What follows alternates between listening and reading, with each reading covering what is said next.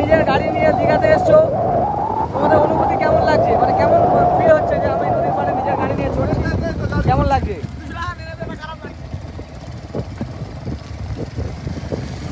আমাদের 200 টাকা দিয়ে দিয়েছে নদীর পাড়ে